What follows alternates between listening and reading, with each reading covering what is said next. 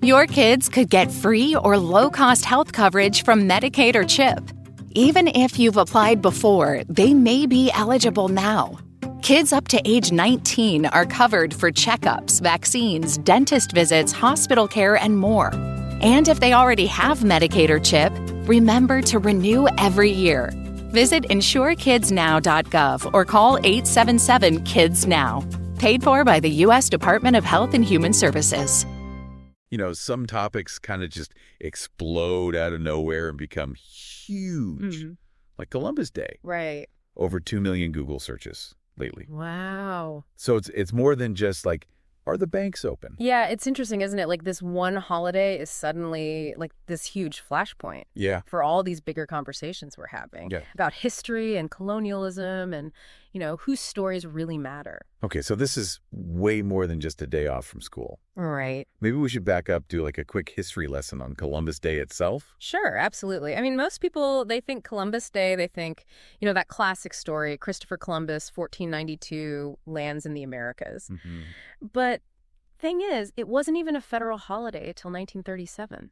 Oh, wow. Yeah, almost 450 years later. Wow, that is a gap. Yeah. Was there like a specific reason it became a holiday then?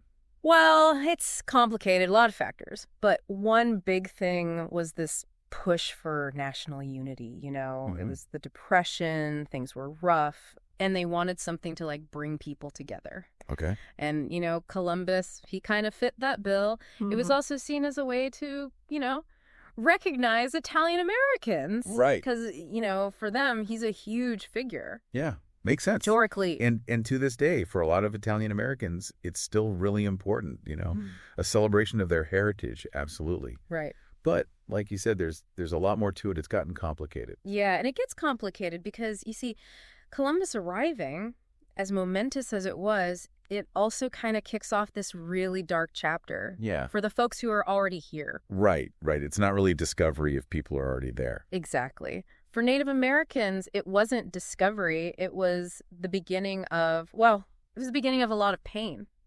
Loss of their land, their way of life. Forced assimilation, disease. Yeah, all the horrors that came with colonization. It's heavy stuff. Yeah. And I mean, I guess it's no wonder that there's been this push to replace Columbus Day with Indigenous Peoples Day. Yeah, and that's been going on for a while, actually. I mean, the first proposal for an Indigenous Peoples Day, believe it or not, that was way back in 1977. Wow. Okay. Yeah, but it didn't really start picking up steam, though, until the 1990s. South Dakota, they were the first ones. They said, okay, we're switching it. Columbus Day is out. Indigenous Peoples Day is in. Wow. So they were the first state to make that official switch. The first state, yeah. Interesting. So it started there, but it's obviously not just South Dakota anymore. Oh, no, not at all. It's like this wave now. More and more states, cities, they're making the change. Alaska, Oregon, Vermont. Wow. New Mexico, Los Angeles, Denver, Seattle. It's spreading. Yeah, and I think it speaks to this, like, shift in how we think about history. You know, it's not about erasing the past, but maybe, like, choosing to honor a fuller picture of it. So it's less about, like, celebrating just one guy. Yeah. Right, and more about recognizing, like, whole cultures that were already here. Right, exactly. Yeah. And this shift, it goes beyond just holidays, you know? It's impacting how we teach this whole history to kids, to the next generation. Yeah, it's not just memorizing names and dates anymore. No, not at all. There's this big push now to, like, show a more, I don't know, a more complete and honest picture of what happened, like in classrooms. So, for example, you see a much bigger focus on, like, what colonization really meant for Native communities. Yeah. The devastating stuff, like the Trail of Tears. Right. And there's this movement to bring in Indigenous voices directly, you know? Oh, interesting. Not just as a side note, but, like, woven into how we learn it all. Yeah, like actually acknowledging there is more than one side to the story, especially with history. Exactly. Because history, it isn't, you know, a nice, neat story. It's messy. Right. It's a bunch of different experiences, different perspectives, all jumbled up. And when kids learn that, that's when they start to, like, really think for themselves, you know? Challenge what they've been told. Yeah, yeah. Which, I mean, that feels more important now than ever, don't you think? Oh, absolutely. And the internet's got to be playing a role in all this, right? Huge role. I mean, imagine trying to have these conversations even like 10, 15 years ago. It'd be so much harder. Yeah. The internet has its downsides, but it connects people in a way we just couldn't before. Yeah, it's like this big, I don't know, digital town square, right? Where anyone can speak up. And for Indigenous activists, social media, it's been like this incredible tool. You've got your hashtags, your hashtag Indigenous Peoples Day, hashtag decolonize. Right.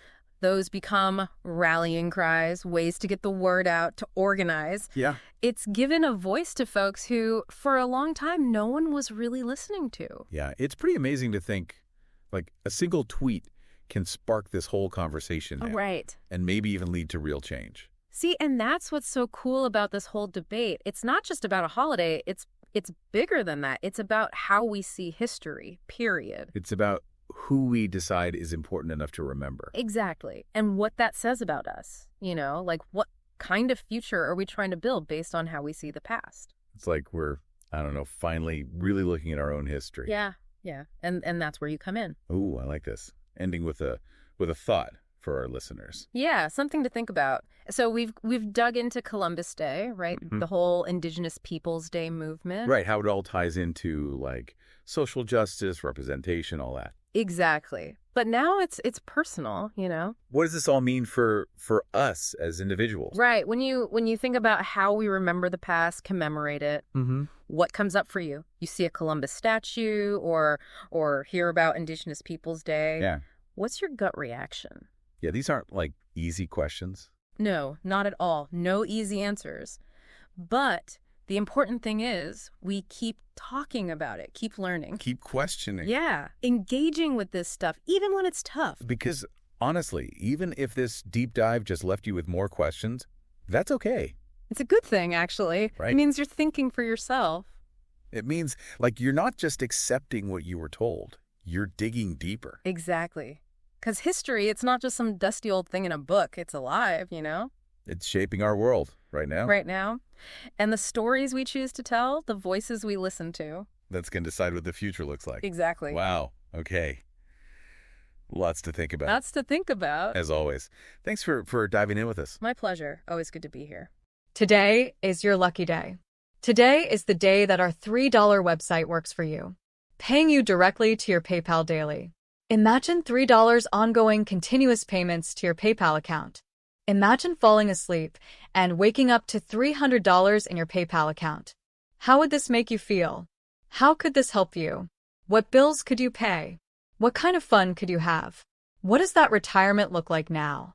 All for a one-time payment of $3. This website is DFY done for you, fully built and completely hosted, and never stops collecting payments for you.